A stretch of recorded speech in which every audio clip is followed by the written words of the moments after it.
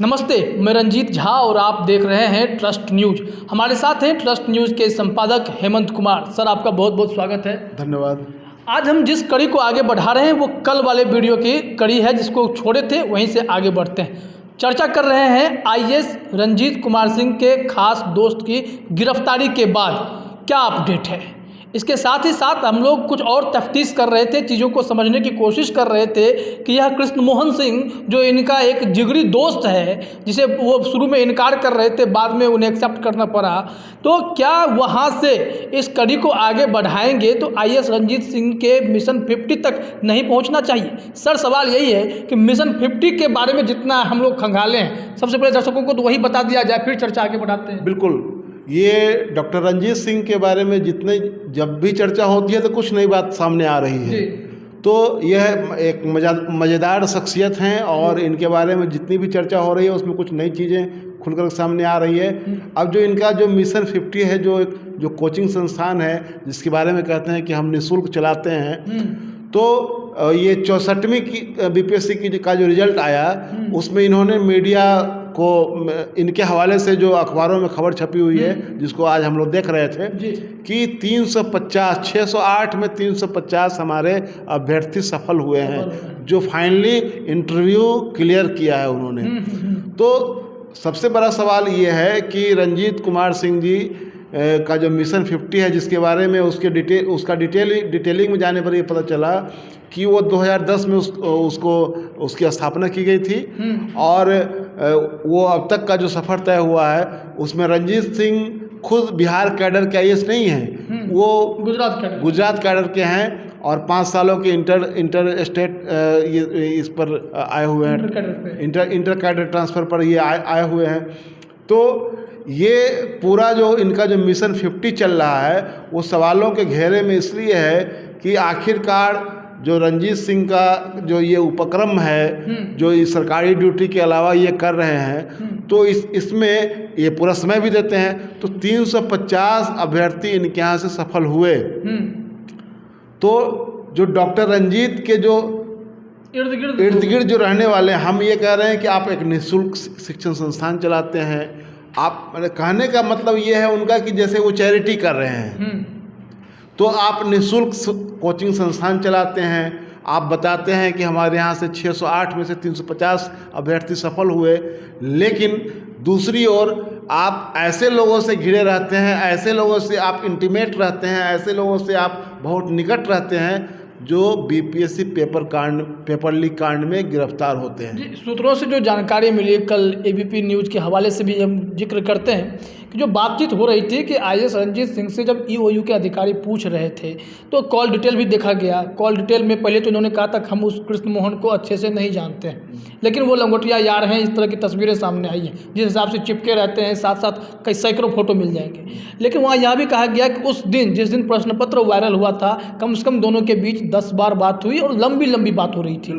10 minute 12 minute की बातचीत हो रही थी। उनसे यह तक पूछा गया कि जो आप मिशन आईएएस 50 जो चलाते हैं वो कोचिंग संस्थान में फंडिंग का सोर्स क्या है, पैसा कहाँ से आता है, क्या आप निःशुल्क पढ़ाते हैं। तो चर्चा तो निःशुल्क की हो रही है, लेकिन उनके सीए की जब एंट्री होती है मामले में, तब ये शायद जो है फंसते हैं, अटकते हैं। आखिर सीए ने ऐसा क्या कहा होगा कि फ्री की बात है या चार्ज लिया जाता है। फीडबैक तो चार्ज लेने का मिल रहा है। देखिए, कुछ जगहों से हम लोग के पास जो जानकारी आई है, जो हमसे बातचीत कुछ लोगों की हुई है, उसमें ये भी हिंट मिल रहा है कि बहुत सारे लोगों को लोग जो यहाँ से पास आउट हुए हैं वो उनके बारे में, कुछ लोगों के बारे में, 2-3 लोगों के बारे में जानकारी है कि कुछ लोग की कहीं ना कहीं से वो एक फेवर करके उनको ये सफलता मिली है। ऐसे लोग भी हम लोगों के संपर्क में हैं जो बता रहे हैं कि हमको फेवर मिला, इसलिए हम पास हो गए। तो ये सवाल ये है कि आप एक तरफ जो काम कर रहे हैं, क्या आप बिहार गुजरात से बिहार यही काम करने के लिए आए थे? ये उद्देश्य क्या है? मिशन 50 चलाने के लिए आए थे या बिहार सरकार की नौकरी करने के लिए आए थे? बिहार सरकार को अपनी काबिलियत, अपना हुनर का बेहतरीन देने के लिए आए थे या कोचिंग करवाने के लिए आए थे? इनकी चर्चा सबसे ज़्यादा इन्हीं चीज़ों के लिए होती है।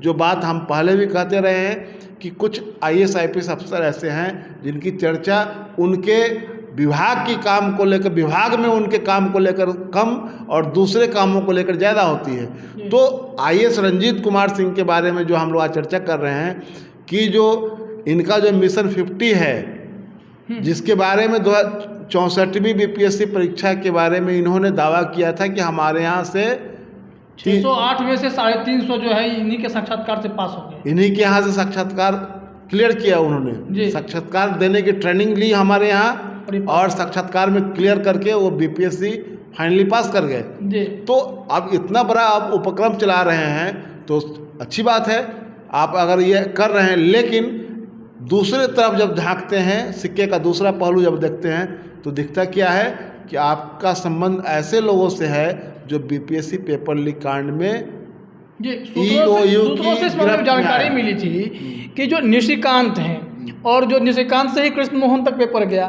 निशिकांत के बारे में भी थोड़ी बहुत जैसी जानकारी मिल रही थी कि सूत्रों से जो पता चल रहा था कि ये दोनों लोग जो हैं कहीं ना कहीं रंजीत सिंह की मदद करते थे, इनके कोचिंग संस्थानों में हेल्प करना हो या इनडायरेक्टली जो कहीं ना कहीं तार जुड़े हुए हैं। नहीं, ये जो है कृष्ण मोहन, ये तो दिख रहे हैं वहाँ मिशन 50 में वो आईएएस टॉपर शुभम का इंटरव्यू करते हुए। और कृष्ण मोहन निशिकांत की दोस्ती है, तभी तो निशिकांत ने पेपर जो है वहाँ तक कृष्ण मोहन तक पहुँचाया। बिल्कुल। तो इससे इस कड़ी को अगर जोड़ते हैं, फिर अगर राजेश तक पहुँचते हैं, और इसमें एक बात को और सर हम लोग जोड़ना चाहेंगे कि ये आईएएस अधिकारी हैं, प्रभावशाली आईएएस अधिकारी हैं, बहुत बड़ा नाम है। आपके पद का, आपके ओहदे का आपको लाभ तो मिलता है ना, मिलता है। तो आप अगर कोचिंग संस्थान चला रहे हैं तो कोचिंग संस्थान जब चला रहे हैं तो आप जो सरकारी सेवा में हैं, बड़े ओहदे पर बैठे हुए हैं, शिक्षा विभाग में हैं, चाहे कहीं भी हैं, आपके कनेक्शंस का आपको लाभ तो मिलेगा। अगर इंटरव्यू पैनल की ही बात कर लें, रंजीत सिंह बहुत छोटे अधिकारी तो है नहीं, आईएएस अफसर हैं, बड़े अधिकारी हैं, तो क्या उनकी दखलंदाजी उस पैनल तक भी हो सकती है? सूत्रों तक अगर देखा जाए तो लिंक तो कहीं से कड़ी जुड़ सकती है। जानकारी ये है रंजीत जी कि ये इनके प्रभाव का इस्तेमाल करके, इनके प्रभाव की वजह से पिछले इसमें लोकसभा चुनाव में वहाँ से क्या सीतामढ़ी से एक दावेदार का टिकट भी कटा था और दूसरे को टिकट मिला था।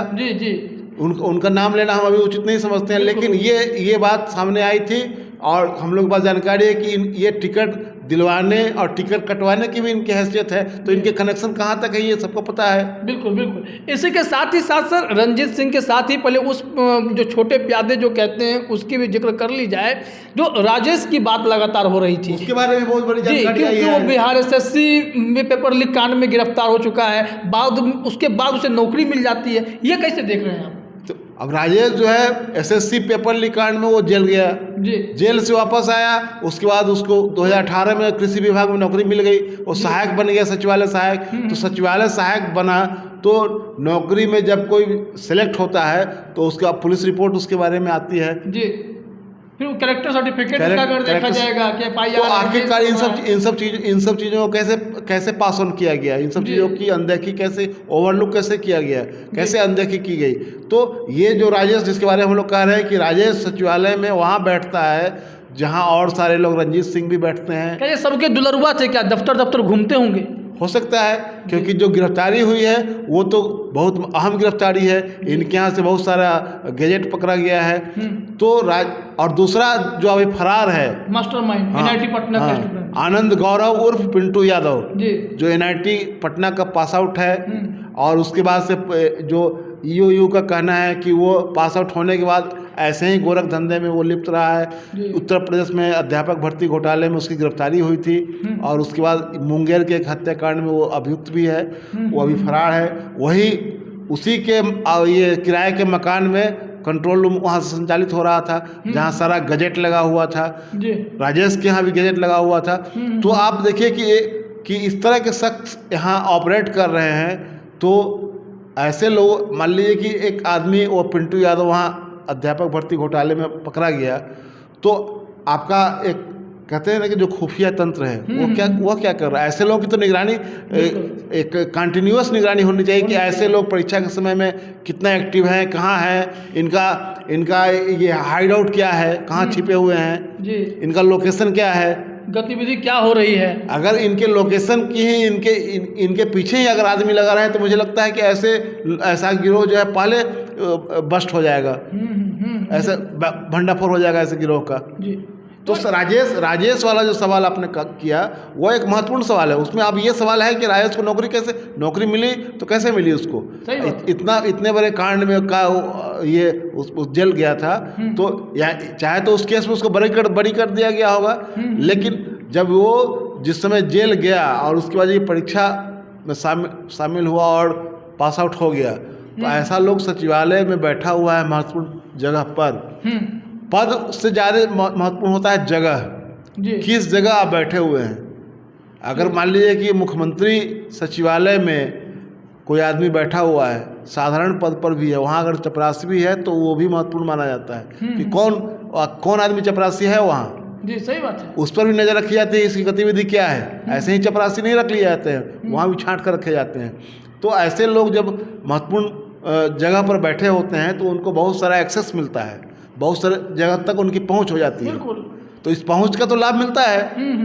अगर इसमें देखा जाए कि अंतिम 2 कड़ी जहां पर आकर के ईओयू रुकी हुई है कि आप राजेश हो, कृष्ण मोहन हो, तो कृष्ण मोहन और रंजीत सिंह को अगर कनेक्ट करते हैं तो अब रंजीत सिंह ही बच रहे हैं। अगर इंक्वायरी की बात देखी जाए तो उनसे सघन पूछताछ तो फिर से होनी चाहिए कि कृष्ण मोहन की भूमिका क्या हुई। कृष्ण मोहन गिरफ्तार हो गए और अब फिर निशिकांत के साथ कृष्ण मोहन की नज़दीकियाँ, फिर वो पूरा सॉल्वर गैंग की नज़दीकियाँ, राजेश का सचिवालय में नौकरी करना, ये पूरे खेल में फिर आपके मिशन 50 की चर्चा इतनी हो रही है और आपके बाद सीधे एग्जाम कंट्रोलर।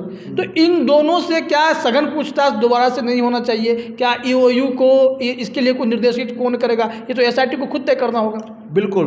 अब आप ये पूरा मामला जो है वो सब की कड़ियाँ एक दूसरे से जुड़ती हुई नज़र आ रही है जी। एक आईएएस अफसर जो कोचिंग संस्थान चलाता है, भले ही वो कहता हो कि निःशुल्क चलाते हैं, लेकिन कोचिंग संस्थान तो चलाते हैं, आप उसमें टाइम देते हैं, उसमें स्टाफ है, बहुत कुछ है उसमें। उसके बाद आप उसकी सफलता की मुनादी भी आप करते हैं, ऐलान करते हैं कि हमारे यहाँ से इतने लोग सफल हुए। तो और उसके बाद इन सब तमाम चीज़ों के बीच में ऐसे लोग आपके इर्द गिर्द हैं जो इस तरह के घोटालों में लिप्त पाए जाते हैं, उनको पकड़ा जाता है, उनको जेल भेजा जाता है। तो सवाल तो बनता ही है। इन सवालों का उत्तर एसआईटी को, ईओयू की जो एसआईटी है उसको भी खोजना चाहिए कि आखिरकार इनकी भूमिका क्या है इसमें। बिल्कुल, ये पता लगाना होगा। इसका पता लगाना पड़ेगा, क्योंकि प्रश्न पत्र जो लीक हुआ वो इनके जरिए ही बीपीएससी तक पहुंचा, बीपीएससी के कंट्रोलर तक इनके थ्रू ही पहुंचा।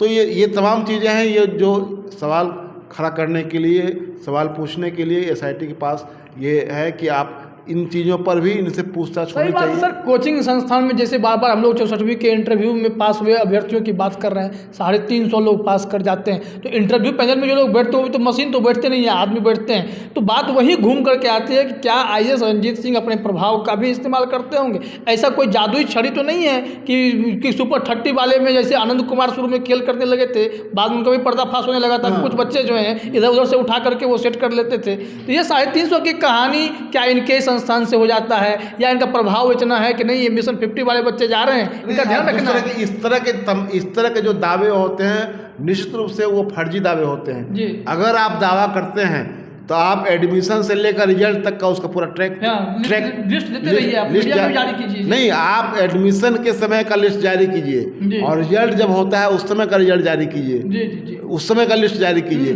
कि आपको पता चले कि आपके इंस्टीट्यूट में 100 बच्चे ने एडमिशन लिया और वो लगातार आपके यहाँ पढ़े और जब फाइनल रिजल्ट आया तब ये पास हुए। उसमें से दिखाइए ना, आप मुंह से बोल करके 300 350 पास हो गए 608 में। तो ये जो इस तरह के जो दावे हैं ये एक तरह से बरबोलापन है, मार्केटिंग का एक फंडा है। बिल्कुल, हाँ। तो इस तरह की मार्केटिंग करने की जरूरत उसको क्यों पड़ेगी जो निःशुल्क कर रहा है। हाँ। और जो निःशुल्क कर रहा है उसको इतना प्रचार करने की जरूरत क्यों पड़ेगी? और निःशुल्क कर रहे हैं तो फिर भी कहीं ना कहीं फंडिंग तो लगेगी, खर्च तो आएगा। आप जो मैनेजमेंट चला रहे हैं वो तो फ्री में तो चलेगा नहीं, तो उसको लेकर के आपके सीए भी सवालों के घेरे में आ गए हैं। बिल्कुल। तो ये आज की तारीख का ये सबसे महत्वपूर्ण ये है कि इनका मिशन 50, इनका खुद का कंडक्ट और इनके साथ इसका कृष्णमोहन का जुड़ाव, जी, ये तमाम चीज़ें जो है इन्हें कटघरे में खड़ा करना है। इनको कटघरे में खड़ा करती है। और SIT को इनसे भी पूछताछ करनी चाहिए, कड़ाई से करनी चाहिए ताकि मामला आगे बढ़े। जी। तो अभी आप समझ रहे थे, क्योंकि ये लगातार तफ्तीश जारी है इस मामले में, EOU भी जांच कर रही है। IAS रंजीत कुमार सिंह के भूमिका की जांच एक बार सघन तरीके से होने की ज़रूरत है, ऐसा लोगों का भी मानना है, क्योंकि वो यह एक कोचिंग संस्थान चलाते हैं और कई ऐसी कड़ियाँ हैं जिन बिंदुओं पर इनके प्रभाव की चर्चा हो जाती है। सर ने जैसे सीतामढ़ी में एक राजनीतिक प्रभाव वाली बात बताई थी कि कैसे किसी का टिकट कटा और कैसे किसी का टिकट बन गया, ये स्थिति अगर देखा जाए तो उसी तरह 64वीं की कड़ी को जोड़े BPSC 64वीं की 350 अगर 608 में से लोग पास कर रहे हो, ये कह रहे हैं कि हमारे संस्थान के हैं, तो ये जादुई चीज़ें कैसे होती हैं, इसके पीछे की कहानी क्या होगी। इतना तो नहीं हो सकता ना कि दुनिया में कई लोग कोचिंग संस्थान चला रहे हैं, 350 आपके ही निकल जा रहे हैं, कुछ ना कुछ तो प्रभाव होगा। तो इसमें एक बार फिर से सघन पूछताछ हो और जानकारी सामने आए, क्योंकि वस्तु स्थिति स्पष्ट होना जरूरी है, भविष्य का सवाल है। फिलहाल हमारे साथ जुड़े रहिए, चर्चा में बने रहिए, नई नई कहानियाँ सामने आएंगी, नए नए खुलासे होंगे। सर बैठे हुए हैं, एक के बाद एक कहानियाँ आपके सामने हम लाते रहेंगे। बहुत बहुत धन्यवाद। धन्यवाद।